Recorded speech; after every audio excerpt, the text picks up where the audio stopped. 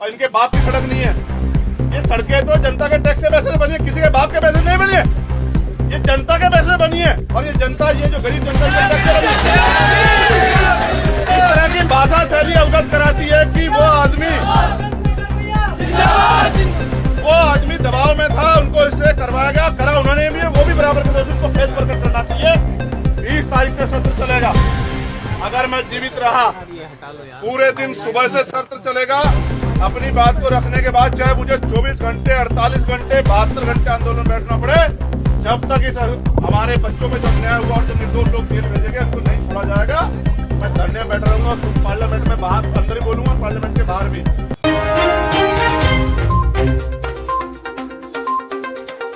भाषा शैली देखो, आप मानसिक रूप से तैयार थे। गंदी सड़क गंदी कर दी सालों ने और इनके बाप की सड़क नहीं है। ये सड़कें तो जनता के टैक्स के पैसे से बनी है, किसी के बाप के पैसे नहीं बनी है। ये जनता के पैसे से बनी है और ये जनता, ये जो गरीब जनता टैक्स से बनी है। इस तरह की भाषा शैली अवगत कराती है कि वो आदमी दबाव में था, उनको इससे करवाया गया, करा उन्होंने भी, वो भी बराबर के दोषी, उनको खेत प्रकट करना चाहिए। 20 तारीख से सत्र चलेगा। अगर मैं जीवित रहा पूरे दिन सुबह से सत्र चलेगा। अपनी बात को रखने के बाद चाहे मुझे 24 घंटे, 48 घंटे, 72 घंटे आंदोलन बैठना पड़े, जब तक इस हमारे बच्चों पे जो अन्याय हुआ और जो निर्दोष लोग जेल भेजेंगे उनको नहीं छोड़ा जाएगा। मैं धरने में बैठा रहूंगा, पार्लियामेंट में बाहर, अंदर ही बोलूंगा और पार्लियामेंट के बाहर भी। जिस तरह के जब सांसद के कपड़े फट सकते हैं हरिद्वार में, यहाँ प्रोटेस्टर को पीट पीट के डाला जाता। कौन सी धारा में लिखा है पीट दोगे? कौन सी पुलिस एक्ट में लिखा है? बाढ़ आ गई है दलितों पे सरकार में, बाढ़ आ गई दलितों पे, पिछड़ों पे, आदिवासियों, मुसलमानों, बाढ़ आ गई सरकार में। रोज हिंसा हो रही है। कितने घरों में जाएंगे हम लोग? ये जिम्मेदारी मुख्यमंत्री की है, ये जिम्मेदारी चीफ सेक्रेटरी की है, डीजीपी की है। जिम्मेदारी हमें उठानी पड़ रही है। न्याय उनको दिलाना चाहिए, तनख्वाह वो ले रहे हैं और हर जिले में जाकर लड़ना हमको पड़ रहा है। ये अन्याय हो रहा है सरकार में, क्योंकि हम लोकतांत्रिक व्यवस्था का हिस्सा है और मैं भी एक संवैधानिक पद पे हूं। तो अगर किसी से गलती हो गई तो ऐसा नहीं कि दोबारा उससे अपेक्षा नहीं की जा सकती है। मैं तो बड़ा सम्मान था मेरे मन में उनके लिए, लेकिन जिस तरह की परिस्थिति हुई है तो ऐसा लगता है, मेरे मन में तो ये बात है, मैं आपको कहना चाहता हूं कि जैसे उनके ऊपर दबाव बनाया गया हो कि जाके ये दलित समाज के लोग सड़क पर बैठ गए, उन्हें आंदोलन मांगने। ये सरकार हमारी सरकार है, इस सरकार में दलित समाज के लोग सड़क पर कैसे बैठ गए, इनकी हैसियत कैसे हुई, इनको इतना पीट के भगा। तो मुझे तो ऐसा लगता है कि उनसे करवाया गया है, लेकिन किया उनके द्वारा गया है तो इनको इतनी जानकारी होनी चाहिए थी कि इस तरह की एक जिम्मेदार पद पे यूपीएससी द्वारा जो है आईपीएस व्यक्ति जो है, जिले की पुलिस के सर्वोच्च पद, जिले के पुलिस के सर्वोच्च पद में है, अगर वो इस तरह की स्थिति वो करेंगे तो वहां के थानेदार, सीओ तो खाली खींच लेंगे लोगों की। भाई वो तो अगर कप्तान का रवैया है तो पुलिस जिले की जो एसएचओ हैं, इंस्पेक्टर हैं, सीओ तो खाली खींच लेंगे धरना प्रदर्शन करने वालों की।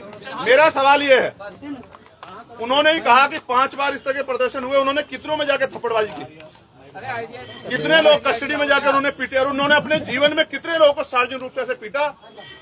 क्या उनको नहीं पता था ये कमजोर वर्ग के लोग, इनकी बच्ची के साथ अन्याय हुआ, इनके मन में शंकाएं हैं, हम इस शंका को दूर करें। क्या जिलाधिकारी नहीं मिल सकते पीड़ितों से?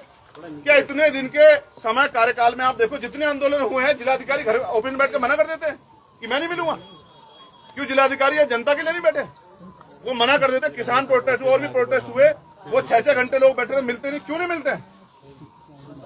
ऐसी क्या स्थिति है कि अधिकारी मिलना नहीं चाहता? जनता के अधिकारी नहीं है क्या? चंद्रशेखर जी, आपने एक आरोप लगाया कि कप्तान से करवाया गया, तो जब इतनी बात पता लगी तो कौन है आपको लगता है कि ये लोग पीछे होंगे? देखो, जो लोग, जिन लोगों को लगता है किसी भी प्रोटेस्ट से जाति के आधार पर सरकार की थूथू होगी, वही अधिकारी ये सब चीजें करवा रहे हैं। मैं स्पष्ट रूप से इसकी जांच होनी चाहिए कि किस अधिकारी ने, किस अधिकारी को, और किस अधिकारी ने बहुत सख्ती से एसएसपी कहा कि जाके मौके पे इस भीड़ को हटाओ। ये पुरानी सरकारें नहीं है, ये जो है ये भाजपा की सरकार है और ये दलित समाज के लोग सड़क पे बैठ गए। इनको जो भाषा शैली देखो, आप मानसिक रूप से तैयार थे। गंदी सड़क गंदी कर दी सालों ने और इनके बाप की सड़क नहीं है। ये सड़कें तो जनता के टैक्स के पैसे से बनी है, किसी के बाप के पैसे नहीं बनी है। ये जनता के पैसे बनी है और ये जनता, ये जो गरीब जनता टैक्स से बनी है। इस तरह की भाषा शैली अवगत कराती है कि वो आदमी दबाव में था, उनको इससे करवाया गया, करा उन्होंने भी, वो भी बराबर के दोषी, उनको खेत प्रकट करना चाहिए। और मैं आपको बहुत जिम्मेदार से कह रहा हूं, पत्रकार साथियों, 20 तारीख से सत्र चलेगा। अगर मैं जीवित रहा पूरे दिन सुबह से सत्र चलेगा। अपनी बात को रखने के बाद चाहे मुझे 24 घंटे 48 घंटे 72 घंटे आंदोलन बैठना पड़े, जब तक इस हमारे बच्चों पे जो अन्याय हुआ और जो निर्दोष लोग जेल भेजे गए उनको नहीं छोड़ा जाएगा, मैं धरने में बैठा रहूंगा। पार्लियामेंट में बाहर अंदर ही बोलूंगा और पार्लियामेंट के बाहर भी। जिस तरह के जब सांसद के कपड़े फट सकते हैं हरिद्वार में, यहाँ प्रोटेस्टर को पीट पीट के डाला जाता। कौन सी धारा में लिखा है पीट दोगे? कौन सी पुलिस एक्ट में लिखा है? सब जो है जाति के आधार पर हो रहा है। ये जातीय व्यवस्था है, ये इसका जवाब देना पड़ेगा। मेरी बात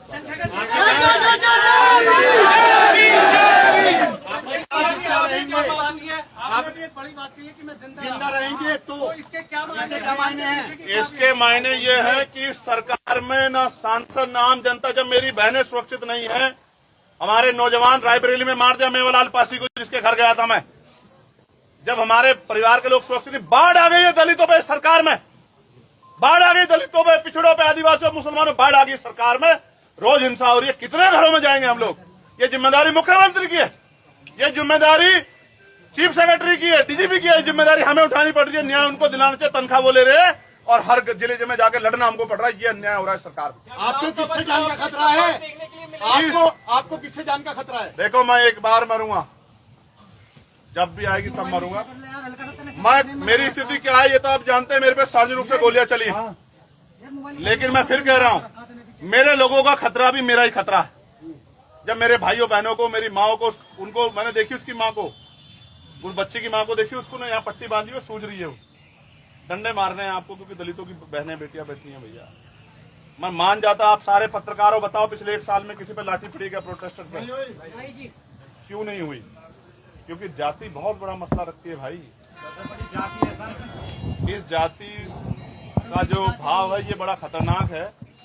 और मैं आपके सामने कह रहा हूं, निष्पक्ष भाव से निष्पक्ष जांच हो, एक भी निर्दोष जेल ना जाए और एक भी दोषी बचे ना, इसकी जिम्मेदारी पुलिस ले। संतुष्ट करे जनता को, परिवार को संतुष्ट करे कि हम आपके